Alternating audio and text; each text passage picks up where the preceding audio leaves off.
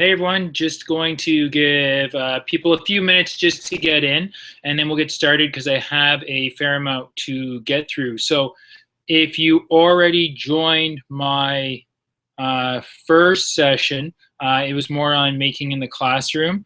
This is somewhat of a continuation, a little bit of a different topic, but we should be good to go. So I know we have zero viewers, sorry, right now. So I'm just gonna wait and give people a minute to get started because sometimes it takes a little bit of time. So we will be talking about PocketLab specifically, and beyond PocketLab, we will be talking about Nearpod, which is another application that you can use within your classroom.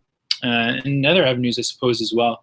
I'll also be talking about other VR applications, just a few, more specifically the Theta S. So Theta S is available, looks like this in the box. It's really cool. It's a 360-degree camera. You can actually build your own virtual reality within it too, which is nice. So we got a couple more people chiming in. I'm just actually just following along with tweets and stuff as well before I go. All right, so we're rolling. We got a few people. So I kind of want to get started. I'm gonna actually, I'll give it another minute. If you want to introduce yourself, use the chat. Feel free. If not, then again, just use Twitter. My handle is @d10gred, and we'll go from there. Okay. All right, guys. You know what? We will actually just get started. If others want to join, they can. And they can view later if they would like to. So I'm going to screen share for a second. Actually, before I screen share, I'm just going to show you what PocketLab looks like. So this is the little device. If you haven't seen it before, it's PocketLab. I was joking in my first session, it looks small, but it is mighty, I promise. It uses Bluetooth technology. But I'm going to walk through what we're actually going to do today and screen share my little presentation with you. So yeah, I hope you enjoy. Here we go. Okay. So here is my slide deck. And again, I can send these out to you at any time. My first session, I had a lot of people asking for the slide deck and presentation, and that's totally fine. And this will be recorded as well, so you can get that to you. I did create a back channel hashtag as well at ECG 2016 PL PocketLab and then VR for Nearpod. But you can follow me at D10gred on Twitter. And post any questions, even if it's unrelated to this, but there's something in terms of making, makerspace questions, 3D printing, math, whatever it is, coding, anything, you name it. Just reach out to me there, and I don't mind helping in any capacity I can. All right, so let's move along. Gotta go back. Okay, so overview. Okay, so my name is Derek Tangredi. I'm a grade 8 teacher, London, Ontario, Canada. So today what we're going to really be talking about, as I mentioned earlier, PocketLab. What is it and how can it be used? I've actually included a sample lesson as well. And then we're going to kind of transition into virtual reality and how to use Nearpod, the Theta S, and options to create your own virtual reality. So, and then I just say, please feel free to tweet as you go along, and I encourage you to do so. So PocketLab. So what is this thing? So I always say a better question is, like, what is it? A better question is, what can it do? Because there's so many applications that this thing can do, even though it looks like such a small device. So it does connect with a single button to a smartphone, tablet, Chromebook, computer, and it instantaneously streams data that you can see and record. So I really like things that offer instantaneous feedback, and you'll kind of see that as we go along with Nearpod as well. But what it measures is motion, acceleration, angular velocity, magnetism, pressure, altitude, and temperature. So basically there's a wide variety of things you can do. You can create graphs, integrate data, and you can actually draw correlations with your data as well. And that's a big thing that we use in like the K-8 program, and making inferences off the data that you'll see. And I'll show you how it kind of works. Okay, so how does it really work? So there's all these sensors built in, and I kind of told you how it kind of showed, and there's this infographic on the left. Basically, you can use any type of device for the most part you really want. But the best thing you can do in terms of seeing how PocketLab works is actually just watch it. So this is taken off of their page so you can actually see what it is. So if you have a device that's easy to use and inexpensive and durable, what kind of science experiments would people build and try out? You can go explore whatever questions that you're interested in. That's the whole point of science, is to explore what's not known. We want to facilitate customers and users to gather data and share your experiments, search experiments that other people have done. We want to gather that data and curate it and make it available to spark your creativity. My name's Clifton Rusmu. I'm a 6th-year PhD student in mechanical engineering at Stanford University. My PhD is focused on sensors and thinking about the next generation of sensors. What we saw in existing technology was that it was really expensive or hard to use, and we wanted to provide something that's easy to use and is fun to go out in the world and explore with.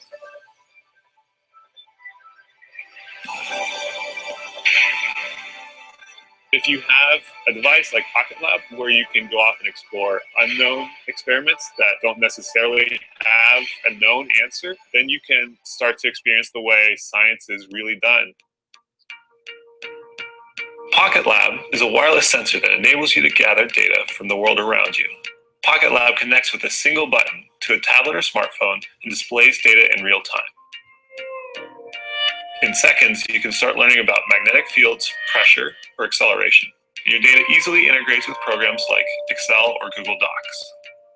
If you apply design that goes into smartphone apps and tablet apps that makes it very intuitive to use and very simple, then you can get to the science learning without some of those intimidating factors of using the equipment. I was really excited when you showed it to me. I thought, wow, one piece of equipment to do at least 10 labs we've done. My name is Marie DeBeard. I teach engineering, AP physics. Kids just got frustrated because the equipment doesn't work, so the lab doesn't work. Whereas when I've used the PocketLab in class, the interface is easy to use. It's collecting real data. The kids see that in real time on the screen. I think it's technology the kids are used to. As a high school physics teacher who's taught for over 10 years, I would highly recommend PocketLab. We're here on Kickstarter to ask. Okay, so that is the main portion of the video that I actually wanted to show you there. So basically what this is, it breaks down to the greatest inquiry tool you can use. So kids want to often know things that they can't have the answer to because there's no tool for it, but that's really what PocketLab does. It makes these tools available for students to use. So as we move along, basically here's again the different things that we have that PocketLab offers. It streams data, but what's really neat about this as well is that they actually have software integration where you can add the Scratch platform, which is block-based programming for kids, and you can add that component to PocketLab as well, which I'm really excited to use. I haven't really divulged enough into it and gotten into it enough myself, but I plan on doing it probably after today. So I will get back to you on more of that, and if you are looking at doing something you want to collaborate, let me know. This is probably how you're feeling now. After seeing that video, this is kind of how I felt after the first time going through it. It is quite the tool. So let's kind of get started and see what you can do. So again, just like in my making presentation, I still link everything back to pedagogy because at the end of the day, these are tools and those things are great and they really enhance the learning, but that's what they're meant to do, enhance the learning. So these tools support our pedagogical practice, learning through true inquiry, as I mentioned, and we're creating experiences within math, science, and coding, not just lessons filled with worksheets. So a great thing about PocketLab as well is they have this online community of educators that if you actually log into their page, you can actually go and they offer you some great tools. They offer you a PocketLab curriculum, generated curriculum, everything. And then they actually offer you this strand in terms of science and everything from grade level and what it covers in terms of curriculum expectations. Hey, here I am at the side here. From everywhere from K to 8 to high school, which is awesome. And then they even have, check this out, this great built-in lessons for different things that you want to try. So if I want to learn more about rockets, I'm going to go there. And here we go. So I can learn all about rockets. I can watch a video. They have the integration, the labs, and they even attach their assignments and things that you need in here. So for your full lesson plans are actually in here. And what I've done to make it easier on myself is I've taken some of these and actually just altered it a little bit to my grade level. Some of them are more for grade 12, 11, which is totally fine. But there's different, a range from grades all the way from 4 all the way up. And you could probably do things with this even in the primary division if that's the type of teacher you are. They do also have an online forum section, a blog, and even a maker kit. So if anybody here is looking at starting a makerspace, they have some really cool things that they offer, and I'm such an advocate for it because I do a lot of work with makerspaces and what's effective, and this is definitely one. And they have videos, and it's simplistic to use once you really get started and going on it. Let's keep going. Okay, so one of the cool things is you can also split your content. So what I mean by that, you can display just data or data and a video. So this is kind of what we launched Rockets at my school in grade 8, and this is something that just blew my mind when I first saw it.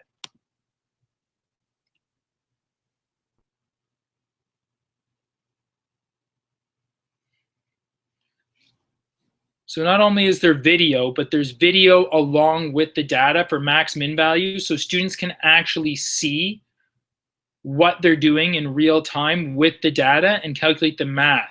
So it's taking word problems to a whole new level, and they can actually quantify it easier because they see, oh, this is where the rocket hit its max trajectory. So you kind of have to take a look. It's really, really neat. And there's endless possibilities, as I was saying. So here's how you actually connect it. So PocketLab is connected via Bluetooth technology. And if you're using an iPad or your iPhone, this is kind of what comes up. This little, I took like a screen grab here. I have instructions how to do it, but again, I can send that out at any time. But basically, you need to press the top button on your PocketLab in order just to connect it to a device. And I have a tutorial video I created of just how you can do so here. So we'll just watch it just so you can kind of see. Okay, so I just want to make a quick video of how you're going to try to connect your PocketLab to your application. So what you need is, this is your basic PocketLab here. It's not very large. You are going just to press the top sensor on the top, and you will see lights start to flash and flicker in your PocketLab. Then what you're going to do is you're going to open up your app on your phone, and it will ask you to connect the PocketLab or pair the device via Bluetooth. So make sure it's on. Now, once it's connected, you can see that I'm actually connected now, and it's kind of measuring acceleration. And so if I move my PocketLab, it's actually tracking the data to make sure that it's zeroing out right now. Now, when you're using the application itself, there's a couple different features. You can actually, by selecting this button at the side, change camera view, and actually you can see as I'm viewing it, camera angle plus data, which is a really nice feature. If you select it again, what you get is you get a small snippet of the data with the video image.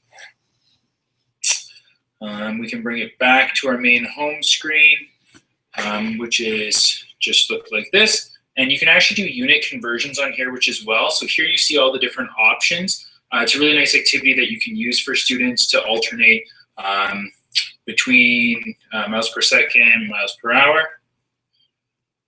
And we can actually slow down our data as well by hitting this function in this corner. It will actually change the speed in which our data comes in, which is a nice feature also. Now, if you want to change what we're actually measuring, so we don't want to measure just acceleration, then we're going to click this button in the upper left-hand corner, and we can alternate between temperature, magnetic field, angular velocity, or we can do a 2-graph and measure 2 functions at the same time and draw correlations that way. Lastly, if you want to unpair the device, you would click in the top left-hand corner and select unpair or rename.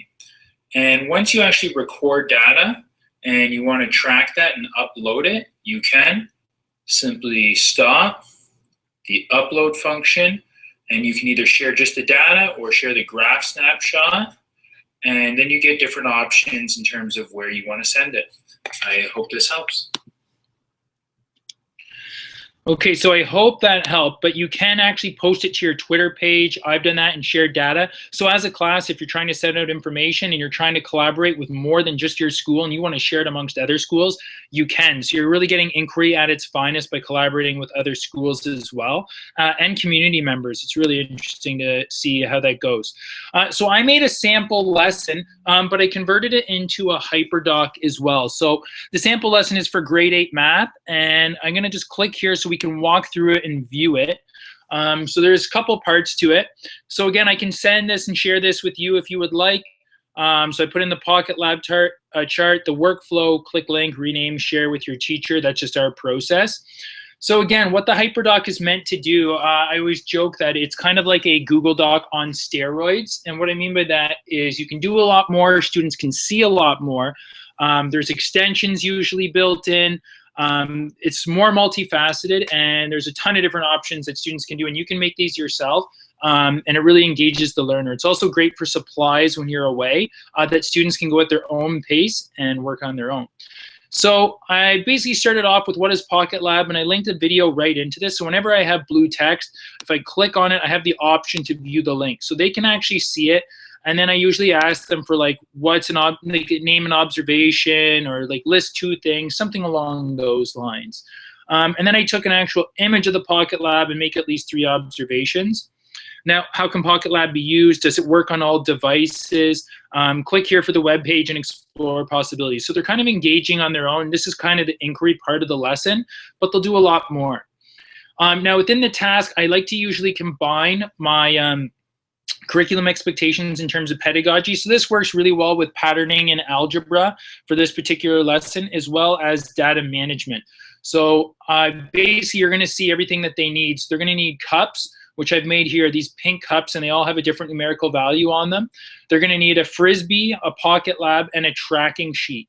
And for my students, because they're going to go off and actually complete this, I actually want them to click here and open up the Google, I think it's a sheet here that they have. So I created a Google sheet, and what the sheet does, it actually tracks the total number of pins they're going to try to knock down, specific pins they hit, the mean, median, and mode, and then the projectile speed. So the PocketLab is going to measure the projectile speed miles per hour. And one interesting thing is when you actually put data in here, it actually auto-populates and generates a graph for you, so the students can graph. And why I do this is because I'm going to ask the students to re-graph this in a different way later on, but it gives them an idea of all their attempts. So they're going to take 10 throws and see if there's a correlation between miles per hour in terms of speed and the total mean or total number of pins that they knock down. So that's kind of the inquiry part, and they're going to tell me if there is or isn't. So I'm going to go back to my lesson, and I'm going to kind of show them what I want them to do. So I like to actually build in web tutorials for the students in case they get stuck, or like, especially with the more complicated they are. I'm sure you guys have had kids before where they're like, oh, I don't remember this part. Oh, what did I do after this? This way allows me to conference with the students a lot more and actually help them and really see if they're understanding the concepts in real time while I'm teaching them these skill set acquisitions. So I just give an overview of what they're going to do here, and then I incorporate a tutorial, and I want you to watch this. Should just be a minute here. I'm going to close some of these. Hello, everyone. So I'm going to walk you through just a part of the lesson for PocketLab that we're doing. So lesson portion, separated slightly, but even if you have one stack, it will work for this activity. So each group, again, will need one pile of cups, but I usually call them pins. You'll need those. And each group will also need a PocketLab device, at least one, which is attached to a Frisbee. So again, one Frisbee, one PocketLab, the cups, which are also known as pins. And lastly, you will need your tracking sheet. So your tracking sheet has been attached here. So if you click here, it'll auto-populate, and you can find it here. So what we would do is you will be making 10 throws. So if you knock specific pin value, so say I knocked over and to see how many, or for that the projectile, you'll get the information whether there is that portion, what task, and we will continue on from that point. So thank you very much. I hope that makes a lot of sense. And if okay, So that's more my tutorial video. So it walks them through the process. So there's questions that aren't really left unanswered. But here's a quick glimpse of how it actually works. Now, I use this activity normally outside, but with this one, I did inside because it was really windy that day, and I just wanted to make a video. So you'll kind of see how the activity would generally work. So it's going to measure data, and just so you can see, I'm leaving it up. There's 2 different piles, and you can add more cups, make this more challenging, but it's a good way to get outside and actually change the way math is done, moving them outside of the classroom. I'm just going to speed up here just so you can kind of see how it works. And nothing's actually happening right now. I kind of throw it in a second, and you'll see when the miles per hour really significantly changes. There, and I'll just wait. So there it is. So I could actually stop that data and share that. I can zoom in there as well, which is really neat. Now, the reason it was kind of going down was because I was just holding it in my hand. I wasn't really letting it zero out because I was the only one home. I couldn't get anyone to film for me. So that video tutorial, though, does go a long way in really enhancing the learning for the students because they don't ask you as many questions. Now, if you were in my previous session, you know that I use choice boards sometimes within my HyperDocs. It's a really good way to show full understanding of what they're doing and to see where they are, and to let them utilize their skill sets in order what to do. But just in case you weren't there in the last time, I allow them choice in order for them to demonstrate their learning. So I provide all these different platforms and what they can showcase it, all of which are usually different. There's 1 or 2 that are similar, but the other ones are different from one another. And I attach the pages within the blue links, so they're all available. And then I give them, whether they're on their iPad versions, tutorials as well, especially if it's more complicated, because I don't want them to become frustrated and ask me questions for how to do it. And just before we go on, I should mention that we do go over these things as well before using it. So I wouldn't just throw up something like iMovie where they've never seen it and be like, hey, go. But if some of them want to try, I will encourage them to do that. But I just want to make it known that I usually have gone over this before I actually give them this choice board, because I want good quality work coming back. And yeah, so that's my HyperDoc really for the lesson. And that's just one lesson you could do, and you could change it to incorporate so many things. But yeah, so I hope you enjoyed that part. And yeah, there's the device for the lab. So here I included the quote: look up at the stars, not down at your feet. Try to make sense of what you see and wonder about and what makes the universe exist. So be curious. So one of my idols, Stephen Hawking. And the reason I chose that quote for this particular segue is because we're going into virtual reality. So I thought something about looking in the universe and exploring around you, we should progress and move forward. So virtual reality. So the one thing we're going to really go over is Nearpod, but I also wanted to make mention of the Theta S and Google Cardboard, because I will talk about those as well. So Nearpod. So I always say about Nearpod, it's taking everyday lessons and creating experiences with the kids. And when you do this with them, I can't describe the engagement. It's similar to PocketLab, but this time it's just really different. I'm going to play the video just so you kind of have an idea. So bear with me here. I hope you enjoy, and I'll go over how we create lessons and how I wanted students to be able to use their iPads for taking notes during lectures. But instead of them typing notes, I wanted to find a solution that would make for a more interactive experience. So through my searching, I stumbled upon an app called Nearpod. So what is Nearpod? Well, Nearpod allows teachers to create or download interactive multimedia presentations. This could be any PowerPoints, keynotes, etc. The teachers can then share the interactive lesson and control the students' activity in real time. Students then can interact and submit responses as prompted by the teacher, allowing the teacher to see data in real time. So how exactly does this work, and what does it look like on a teacher's iPad? Prior to the lecture, the teacher would upload or create a presentation and add it to their library. Next, the teacher would access or find the lecture from their library and launch a live session. Once the teacher launches a live session, a 5-letter PIN is generated. Students are then instructed to enter this PIN on any device that supports the Nearpod app. As students join the presentation, they appear on the teacher's student list. When all students are signed in, the teacher can start the presentation. As the teacher goes through the presentation, the slides are shown on the students' devices. Embedded in the presentation are student activities in which the student is prompted to complete a task. As the students complete each task and submit it, their responses are immediately available for the teacher to view. With using Nearpod, I've made a more interactive learning experience for my students. And this can all be said. So we're going to move on just so we can get there. Now, there is types of accounts when using Nearpod. So there's a silver, which is free, which is great. So you can use it for free just to try it out. It has all the basic features, up to 30 students. The cons, you can't use all the tools to create a lesson you're going to see, and you only have so much storage space. Gold, you can create your own VR lessons, which is really good. There's some premium features, which is more interactive, and honestly, it does make a big difference, and upwards of 50 students.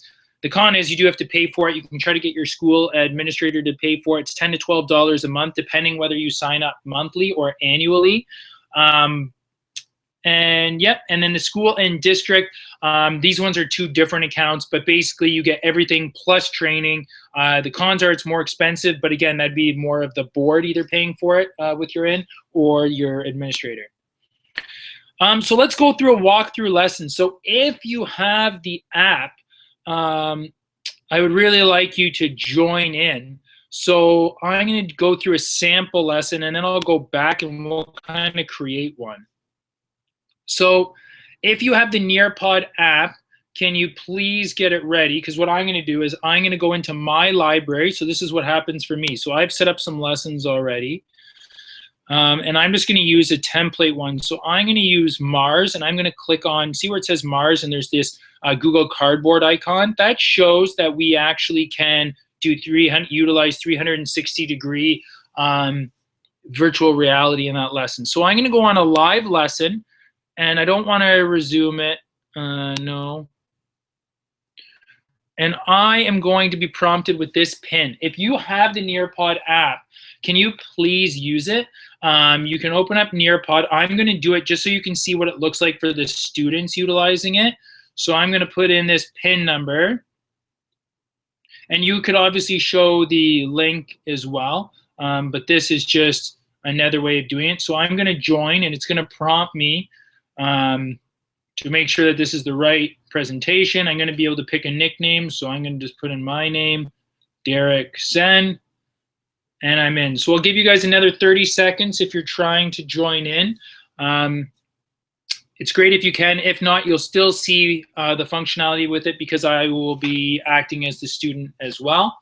And we'll be going through. So I'll give you about another 10 seconds. On the Nearpod page, you can use Google Classroom, email, a link, or social. So like you can use Twitter and things like that and put it out. Okay, close. Okay, so here we are. So I'm going to start really the presentation. And it'll show me in the upper left-hand corner how many people are actually here. So it would show all your students that are available in the class. So I'm going to move on. I'm going to try to get started, okay? So what's really cool right now is, and you can't see it as much because I have a tablet here, but I can use my device and just hold it up. So I've got a iPad here, and as I just lift my iPad and move it around, it's in 360 degrees. So I can move it for here so you guys can kind of see, but this is me actually moving it. The good thing is with Chromebooks, iPads, however their computer and however they move it, they can actually see in 360 degrees, which is awesome on Mars. So it gets that real tangible feel, and this will get their engagement psyched up right away. It's a really good like minds-on activity. And I'm pacing the lesson, meaning I can move forward and they won't be able to see this anymore. The only thing is if you use this, I tell you to make sure your Chromebooks and such have cases on them. Let's continue to move through. So you can put in your teacher notes, your lesson context, the lesson objectives so the students understand. So what they're going to be exploring, what they're going to be looking at. Oops. So today you'll be experiencing something truly unique. You're going to take a virtual field trip to Mars. So which planet is Mars anyway? So this part's really cool. So as I move up, we're going to be awaiting, oh, so there's someone else in too, so which is really cool. So we're awaiting drawings. So, and I'm just going to like put one in. So you can change color of drawings. You're going to see how students think differently. And the best thing about Nearpod is you're going to see it all in real time. So let's just say I'm going to make an error here, but that way it's going to let me know that this student or myself is struggling. So then I'm going to send it in. So I'm going to confirm my drawing, and you'll see what happens. So as I'm going through, I get a thank you alert. You can see on my page that I've actually got this. Now here's a cool option as well. So if I click on this, I can see my option. I just put, oh, here it is. And now I can share this. So now it's actually coming up on mine and her page, so she can see. So say it was done really well, and I just wanted to show it to everyone, I can do that. I really wouldn't want to show a bad one like this one, but I could just unshare it, and then I can close, and I can wait for other drawings to be done as well. And then when I'm done, I can just kind of go forward and show there. So I don't think Sean is submitting one. Now here's Mars, so I actually show where it actually is in proximity, and we go over it. And then there's some content information built in. Let's find out more about curiosity. Afterwards, we take a quiz. So you move forward, and then they're given this page. Now, this page has a whole bunch of facts, but it's built in with a YouTube video as well. So you could technically let this lesson be student-paced, but I like to go teacher-paced, especially just to show you. But yeah, they can scroll down on this, and there's videos, information built in, and they can do a lot of work. There's comments at the bottom. But basically, this allows them a chance to learn a lot of the stuff in research that they need to know, or and that you really want them to know, and you could highlight that beforehand. Now, based on the information they read there, are you ready to take a quiz? So on my iPad, it's saying, are you ready? So I hit go, and then I'm prompted to take a quiz. And you can see, Shauna, my score is up there, 0 to 5. So I'm being asked questions. So I am just going to quickly answer these 5 questions, just so you can see in real time how it changes. And we'll just see. And you'll start to see whether they're incorrect, they're correct, and you'll get a sense of how are the students doing in real time? Are they actually understanding what I'm saying? And if they're not, then you can go back and actually review some of the concepts that you went over. So when we only put in 1 out of 5, you can see, okay, well, I know what I need to work on and what sections are more clear. So it's a really cool way to try to see if the students are actually understanding what you're saying. And then I can kind of progress and move forward. Okay, and you can share that data as well, but I don't really like to, just for myself. So thank you. So now we'll move forward. Oh, sorry, Shauna, I just saw you put in your first answer, but that is how it does. Sorry, Shauna. Again, we have more information available, and you can kind of touch on, so now we're preparing for our first landing. So this is where you can touch on concepts again for the second time, or allow them another opportunity, especially if you have limited devices and students want to share the work. So again, we're at our 360-degree portion. So Shauna, if you're on your tablet or any device, you can kind of move it around so you can see it. But on here, I can just kind of give you a little bit of a view and a sampling so you can look up. You can see different things. And you can create your own with this as well. So I'm going to show you how we would do that. But that's just something that you can utilize again. So we've already done that. So now we're being prompted to write a short description of the surfaces of Mars. And just so you guys can see it, I'm going to submit a test. I want to submit the answer. I'm prompted to confirm. It'll pop up, and it'll give me my participation percentage in terms of the whole class. Who's using it? How many have done it? And then again, just like before where I could show the Mars question, I can share this work, and it'll pop up on everyone's devices. So Sean is probably getting this pop up now, and it's a test. I'm going to unshare. But that's just another option that you can do. And again, it's just a really cool option, and you get to see who's doing what, who's paying attention, is everyone there? You don't even have to ask them. You can actually see it in real time. And that's the great thing about Nearpod, is that it utilizes real time. So again, a little more content, but notice that there's not a ton. It's kind of like a Google slide. It's more engaging. We prepare for the second landing again, and I could be asking them specific questions and to think differently about it this time. Is there anything they notice here now? And you could even use like geography, Google Earth. There's a couple cool tools you can combine with this. It's just a lot to go over. So then the last one, do you think life on Mars could exist? So I just put it in. Yes, I submit my findings and confirm. And then again, you'll see the participation change. And again, I could share, unshare, but I'll just kind of move along just so you get the point. Amazing experience. And then I can use this on a postcard to make a drawing. So I'm just going to say, hi, and I'll send it, and I can do different colors. So this is very just quickly done. It's raw, but just so you guys can see it, there's a lot of different functions, and this is available in the gold edition is what I should say as well. So you're not going to see this in the silver, all of these implications. You'll be able to use some, but again, this is what I could do, and I could share it and just said, hi, Earth. It's popping up on my iPad right now, and I can either exit or I can just unshare. And then I can close from there. So that's just a different option as well. So there's multiple tools that you can use, and then that one is done. Now, if you wanted to go through and actually build your lesson, you can. So you can create a lesson and click the create function on the main page. And I'm not going to do one just because it does take a considerable amount of time, but I'm just going to show you how we could do it. So we can add slide. So we're just going to add here, and then we get option to add content. So do you want to add a slide? Do you want to add a video? Do you want to add a field trip? Anything? We have activity, we have web content, but I'm going to do a field trip. So now you would have to make sure that you're actually picking one that's available in here. Now you can actually search for different ones, but let's just say I wanted to do something on the big iron. So I'm going to upload that and hit done. And then that is in here. So now my field trip is in here, and I can actually use this within my project. So when I actually open it up to view it, it's in 360 degrees. And similar to the Mars one, we can talk about like the Eiffel Tower, and we can do that. So there's one of our activities. So then what we can do is we can add another slide. We can add, let's add another activity. So these are one of the things that we talked about. Do we want to use an open-ended question, a draw it, fill in the blanks, a quiz? But basically you can do anything you want here. So you can drag either an image into here, PDF. You can upload one from your computer, from Google. So let's just search Paris. And if we found something that was applicable like this, we can save it and insert.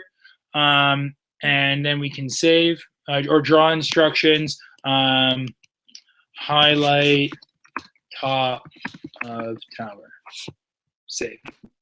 And we can go through and do it that way. So these, and then, so now we have our drawing slide added.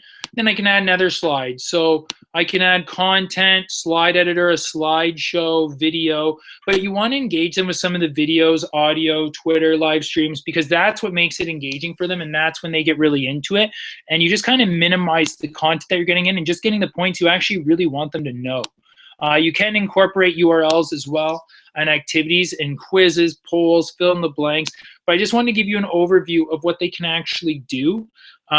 And all of them are really good, and you are basically pacing the lesson. You're just making it more interactive. So I hope that makes sense there, and I hope you get kind of an understanding of what we're doing.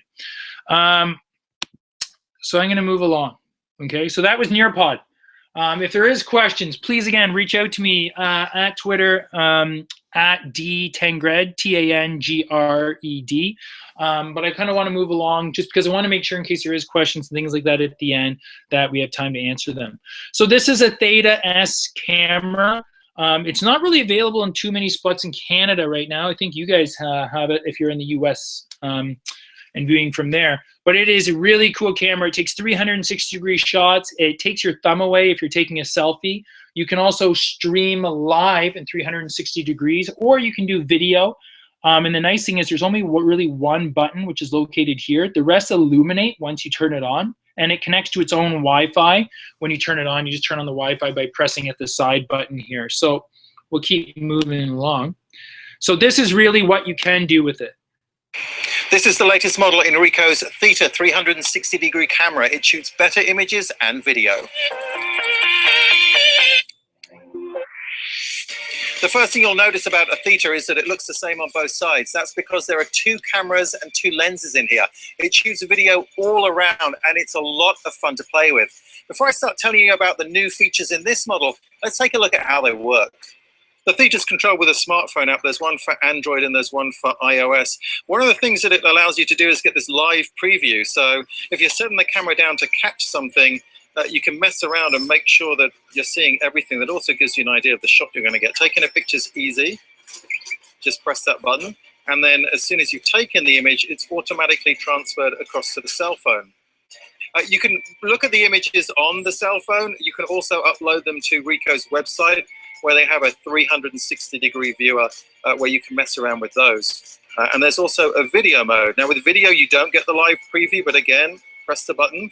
And with video recording, it's up to regular 1080p high definition. You'll also need to watch this in a special viewer, but YouTube supports it. So what's new in the Theta? The images are higher quality than ever before, and there are longer exposures. That means you could do something like set this up in the middle of the night and get a wonderful picture of the entire sky above you. It also shoots better video. You can now shoot for up to 25 minutes. The last version only did 5 minutes, and it's at 30 frames per second, which is the speed of regular video. So the images won't look jerky like they did. And the other thing that Ricoh's added to this is a live preview mode. There's a couple of sockets on the bottom here, a USB and an HDMI, and it'll take the video out and you can watch it live streaming from the camera. At the moment, when you watch the live images, you're going to see two images side by side, one from each of the cameras. Okay, so that's really what Theta is capable of doing. But here's really the process of how it works. So you download the app, which is free. Now there is a couple different apps that you can use. One of them is to annotate and actually create your own VR, which I really like. But mainly you just download the app, you connect via Wi-Fi. So you'll find that Theta has its own Wi-Fi when you try to connect within a Wi-Fi area. And then you just have fun with it and you explore. So you can actually use this in your class by doing 360-degree lessons like at a specified time, making the link if you want even private for parents to tune in and seeing what you're actually doing in the school and in your class. It's a really fun way to engage, and students are usually on their best behavior and they want to show what they're learning and be proud about everything that they're doing within the school. So here's kind of the breakdown of how it works, and here's what you'll see when you open the app. You've got the app function, the photos, and the camera. So when you first take a photo, it's going to be stored within the app and you actually have to transfer it. So what I've done here is I've taken a sample photo from my family and I'll click and link it in so you guys can see it. Hopefully my account's open. And I'll show you kind of how it works. So you can store all your photos online for free at Theta, which is nice. So you can see all the different things. So here's my newborn, we're at our cottage, but you can actually turn this around in 360 degrees. You can look up at the sky. I could save this and use it in a lot of different ways. I can also zoom in if I want, check things out. And I could annotate and make word problems based on this. Like I could say in this, for example, and this would just be a small one, like how many flags are in the picture? Or what you can really do is like you could get creative right now, and I'll show you kind of what I mean. You could draw a Pokemon in here with like paint, and you could kind of create a Google My Maps activity connecting for Pokemon Go and where do you find all these Pokemon. You can also create breakout EDU challenges with this. There's basically endless possibilities, but you can really do anything you want. You can do panoramic setting. Like it's really endless, to be honest. But I have a lot of fun with it, and then you can kind of see it in 360 degrees and notice that my Theta is actually not even present. It actually removes itself from the image, which is really cool and a nice little perk. So that's really the Theta. There is a whole bunch of things you can do, but those are probably the most that I would really recommend right now. You guys probably have more ideas than I do. The last thing, well, one of the last things I really wanted to touch on today was augmented reality. So augmented reality is getting huge, especially now with the advancement of Pokemon Go. So what it really is like where you're coming in direct or indirect contact with the world using like GPS data and enhanced graphics. So if you're a primary teacher, this 4D Plus collection has these little flashcards, and if you haven't used them before, you can actually scan your iPad or phone over top of it, and it'll actually project images of animals like interacting with one another, which is really cool. And if you haven't seen Pokemon Go, you can basically use your phone and go search for Pokemon and see them on your phone as they appear. It's really interesting. There's a couple really cool apps you can use for this as well. So I made a Pokemon Go lesson in augmented reality, and I'm going to show that to you. I'm not actually done. I don't know if I if I linked it. It's not really done in my lesson, but hold on. I'm going to see if it's here, and I'll find my Pokemon Go lesson. Some of it's kind of scattered. So again, I made another hyperdoc in terms of what I want them to do. So, and again, it's not completely done because I'm kind of changing this one, but I would have them brainstorm on Tweedla and go and just what they learned from exploring about Pokemon Go with their observation. And then I want them to create a Google My Map. So if you haven't used the Google My Map, I want them to create catch your 5 Pokemon where they got their last 5. So you just go here and you create a new map. And if my students are looking for a Pokemon, I could set this up for them as well. But I want them to get creative and work with their peers. So I'm going to entitle this Pokemon Go. I'm just going to save it. And then I'm going to plot a point. So I'm just going to go London, Ontario, where I am. And I'm going to add this to the map. But what's really cool is that I can then add pictures, description, but I can actually do like a detailed story map, and I can do a Google image search for Pikachu. And so I'm finding a Pokemon that they caught, and I'm inserting it in the map. Now, then what I can do is save. I can change the icon, change the color, but I can make a whole Google My Maps multiple points.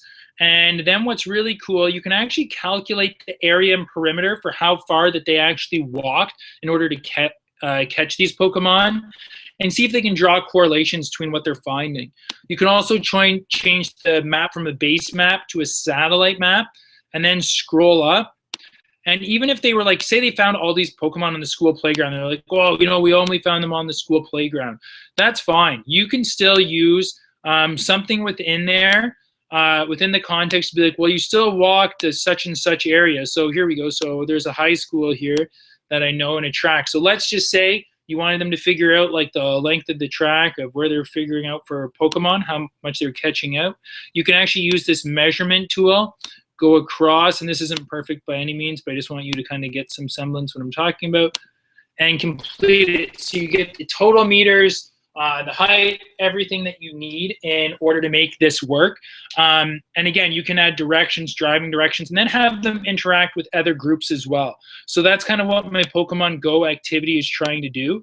And then I have video tutorials built in for how to use Google My Maps. And I'm actually just embedding the curriculum right now. But as mentioned, it wasn't completely done. So what I'm going to do is I'm going to go back for a second and stop sharing, and then I'm just going to see if there's any questions from anyone, okay? So let's see, where am I? And Google Hangouts. Is there anybody who has any questions or concerns? Anything else you want to know? Oh, actually, before I go, or before you guys go even, I wanted to touch on Google Cardboard as well, which is this box right here.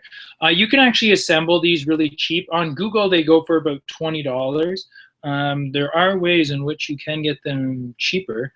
If you want to DM me on Twitter at D10Gred, I can share a link with you for how to get them cheaper. And you can build in a lot of your own virtual reality that way.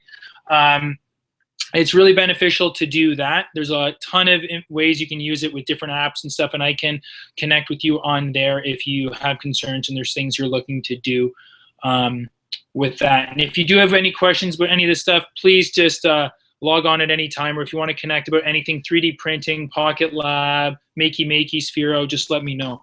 If there isn't any other questions, though, I think I'll just stop the broadcast and let you guys get to your next session, or just even grab water or something to eat, because I know it's kind of around dinner time. So thanks for joining in, guys. I hope you enjoyed and got something out of it.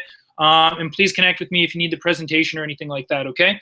Thanks, guys. Enjoy Ed Camp Global. Great connecting with you.